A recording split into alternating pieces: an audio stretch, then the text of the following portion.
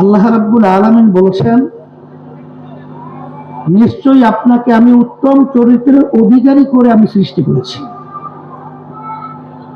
আল্লাহ রাসূল সাল্লাল্লাহু আলাইহি ওয়াসাল্লাম কেমন চরিত্রের ছিলেন, কেমন মানুষ ছিলেন, এটা অত ব্যাখ্যা না দিয়ে সংক্ষেপ, অক্সফোর্ড বিশ্ববিদ্যালয়ে দুনিয়ামুখী একটা শিক্ষা প্রতিষ্ঠান উল্লেখযোগ্য। সেখানে বিজাতিরা দুনিয়া সৃষ্টির পরে 100 মনীষীর নাম তারা বই আকারে লিপিবদ্ধ করেছে, নাম রেখেছে দ্য 100। আমি মদিনা শরীফ গেছিলাম, তখন আমাদের ইঞ্জিনিয়ার আব্দুল হাই সাহেব, সে আমাদেরকে দাওয়াত করছিল তার বাসায় যাওয়ার জন্য। আমরা বাসা যাওয়ার পরে ওই বইটি আমার সামনে নিয়ে আসছি, বলতেছিল, হুজুর দেখেন তো বইটার নাম কি। বললাম, বলে দেখেন তো বইটার প্রথম নামটা কার। আমি তখন দেখি বইটার প্রথম নামটাই হলো মুহাম্মদুর রাসূলুল্লাহ সাল্লাল্লাহু আলাইহি ওয়াসাল্লাম।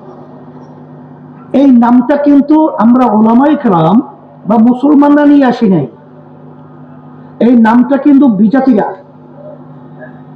তার যে আখলাক এবং তার চরিত্র এবং তার গুণ, এই সব বিবেচনার মাধ্যমে তার নামটা কিন্তু তারা 1 নম্বরে নিয়ে আসতে বাধ্য হয়েছে।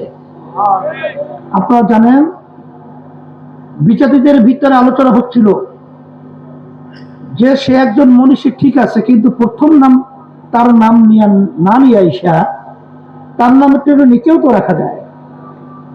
তখন যারা নাকি নামটা প্রথম নিয়ে আসছিল, তখন তারা বলেছিল যে তাইলে তোমরা এমন একটা নাম প্রস্তাব করো যেটা প্রথম নিয়ে আসা যায়।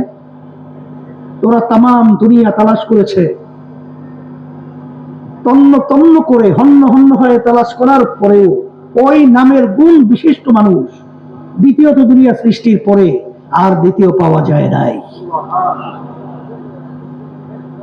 আমরা বিশেষ করে সিরাত সম্মেলন করব, আমি আমাকে বলছি, আমার ছেলেদেরকে বলছি, সমস্ত কালিমা মুসলমানদেরকে বলবো, যদি আল্লাহ রাসূল সাল্লাল্লাহু আলাইহি ওয়াসাল্লামের আখলাক চরিত্র, তার রেখে যাওয়া নিদর্শন যদি আমরা ফলো করতে পারি, তাহলে সেই মানুষটা দুনিয়াতেও সম্মানিত হবে, উত্তম মানুষ হবে, এবং আখিরাতেও সম্মানিত উত্তম মানুষ হিসাবে আল্লাহ রাব্বুল আলামিনের কাছে গণ্য হবে।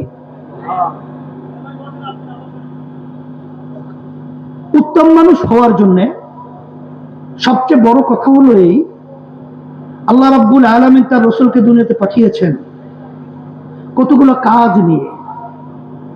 ইয়াতলু আলাইহিম আয়াতিহি ওয়া ইউযাক্কিহিম ওয়া ইউআল্লিমুহুমুল কিতাবা ওয়াল হিকমা।